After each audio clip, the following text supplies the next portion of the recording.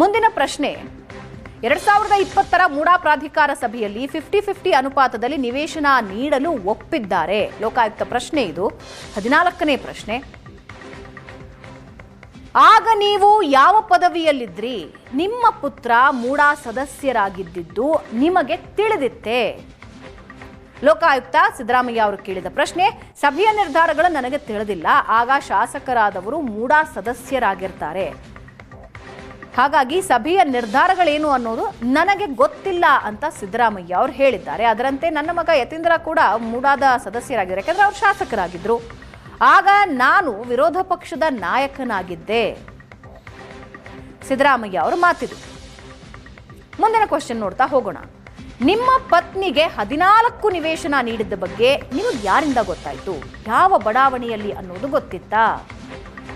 Question ಮುಂದುವರಿಯುತ್ತೆ. ಅದರ ಮಾರುಕಟ್ಟೆ ಮೌಲ್ಯದ ಬಗ್ಗೆ ನಿಮಗೆ ತಿಳಿದಿತ್ತಾ? ನಿವೇಶನದ ಜಾಗಕ್ಕೆ ನೀವು ಭೇಟಿ ಕೊಟ್ಟಿದ್ರಾ? ಇದು ರಿಪೀಟ್ ಆಗಿ ಲೋಕಾಯುಕ್ತ ಅಧಿಕಾರಿಗಳು ಕೇಳಿದ್ದಾರೆ. ನೀವು ಹೋಗಿದ್ರಾ ಅಲ್ಲಿಗೆ ಅಂತ? ಮಾರುಕಟ್ಟೆಯ ವ್ಯಾಲ್ಯೂ ನಿಮಗೆ ಗೊತ್ತಿತ್ತಾ ಅಂತ ಸಿದ್ದರಾಮಯ್ಯ ಅವರ ಉತ್ತರ, 14 ನಿವೇಶನ ನೋಂದಣಿಯಾದ ಬಳಿಕ ನನ್ನ ಪತ್ನಿ ನನಗೆ ಈ ವಿಷಯವನ್ನ ತಿಳಿಸಿದ್ದರು. ಗೊತ್ತಿತ್ತು ಸಿದ್ದರಾಮಯ್ಯ ಅವರಿಗೆ ಹಿಂಗಿದ್ದೊಂದು ನೋಂದಣಿಯಾಗಿದೆ, 50-50 ಅನುಪಾತದಲ್ಲಿ ಸೈಟ್ ಸಿಕ್ಕಿದೆ ಅಂತ. ಯಾವ ಬಡಾವಣೆಯಲ್ಲಿ ನಿವೇಶನ ನೀಡಿದ್ರು ಅನ್ನೋದ್ರ ಬಗ್ಗೆ ವಿಚಾರ ನನಗೆ ತಿಳಿದಿರೋದಿಲ್ಲ. ಯಾವ ಬಡಾವಣೆ ಅಂತಾನೆ ಗೊತ್ತಿಲ್ಲ. ಅಂದ್ರೆ ವಿಜಯನಗರದ ಬಗ್ಗೆ ನನಗೆ ಗೊತ್ತೇ ಇಲ್ಲ, ಅಲ್ಲಿ ಸೈಟ್ ಇದೆ ಅನ್ನೋದು ನನಗೆ ಗೊತ್ತಿಲ್ಲ ಅಂತ ಸಿದ್ದರಾಮಯ್ಯ ಅವರು ಉತ್ತರ ಕೊಡ್ತಾ ಇದ್ದಾರೆ. ಆದರೆ ರಿಜಿಸ್ಟ್ರೇಷನ್ ಆಗಿದ್ದನ್ನ ನನ್ನ ಹೆಂಡತಿ ಹೇಳಿದ್ರು ನನಗೆ ಅಂತ ಹೇಳಿದ್ದಾರೆ ಸಿದ್ದರಾಮಯ್ಯ ಅವರು. ಆದರೆ ಯಾವತ್ತೂ ಅಲ್ಲಿಗೆ ನಾನು ಭೇಟಿ ಕೊಟ್ಟಿಲ್ಲ ಅಂದಿದ್ದಾರೆ. ಮುಂದಿನ ಪ್ರಶ್ನೆ ನೋಡ್ತಾ ಹೋಗೋಣ. ನಿಮ್ಮ ಪತ್ನಿ ಬಳಿ ಇದ್ದ ಜಮೀನು ಬಳಿಕ 14 ಸೈಟ್ ಸಿಕ್ಕ ಬಗ್ಗೆ ಚುನಾವಣಾ ಘೋಷಣೆ ಪತ್ರದಲ್ಲಿ ಘೋಷಿಸಿಕೊಂಡಿದ್ದೀರಾ ಅನ್ನೋದು ಮುಂದಿನ ಪ್ರಶ್ನೆಯಾಗಿತ್ತು.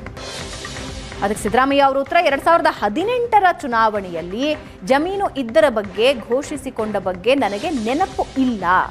ನಾನು ಘೋಷಣೆ ಮಾಡಿದ್ದೀನೋ ಇಲ್ವೋ ಅನ್ನೋದ್ರ ಬಗ್ಗೆ ನನಗೀಗ ನೆನಪಾಗ್ತಿಲ್ಲ. 2023 ಚುನಾವಣೆಯಲ್ಲಿ 14 ಸೈಟ್ ಸಿಕ್ಕ ಬಗ್ಗೆ ಘೋಷಿಸಿಕೊಂಡ ಬಗ್ಗೆ ನೆನಪು ಇರೋದಿಲ್ಲ. 2018ರಲ್ಲೂ ನೆನಪಿಲ್ಲ, 2023ರಲ್ಲೂ ಕೂಡ ನನಗೆ ನೆನಪಿಲ್ಲ, ಗೊತ್ತಿಲ್ಲ ನನಗೆ ಮಾಡಿದ್ದೀನೋ ಇಲ್ವೋ ಅನ್ನೋದ್ರ ಬಗ್ಗೆ.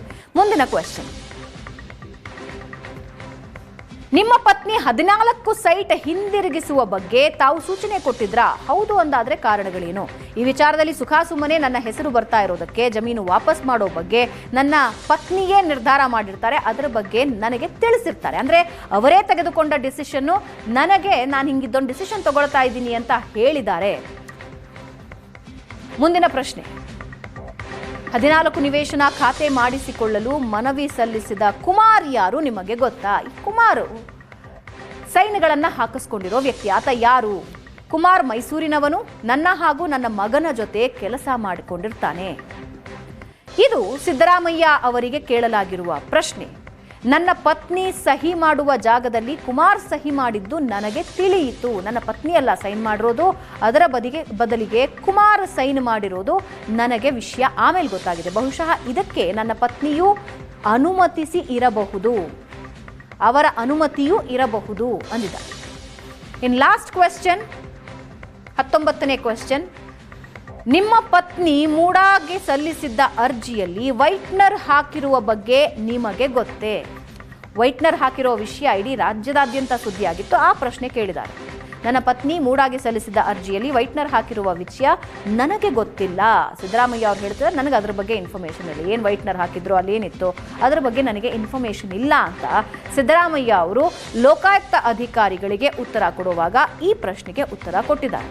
ಇದಿಷ್ಟು ಲೋಕಾಯುಕ್ತ ಅಧಿಕಾರಿಗಳು ಸಿದ್ದರಾಮಯ್ಯ ಅವರಿಗೆ ಕೇಳಿರುವ ಪ್ರಶ್ನೆ ಮತ್ತು ಸಿದ್ದರಾಮಯ್ಯ ಅವರಿಂದ ಬಂದಿರುವ ಉತ್ತರ. ಇದರ ಬಗ್ಗೆ ಇನ್ನಷ್ಟು ಡೀಟೇಲ್ಸ್ ಕೊಡ್ತೀವಿ.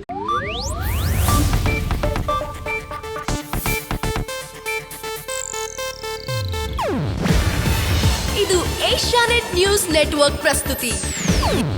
ನೀವು ನೋಡ್ತಿದ್ದೀರಾ ಏಷ್ಯಾನೆಟ್ ಸುವರ್ಣ ನ್ಯೂಸ್.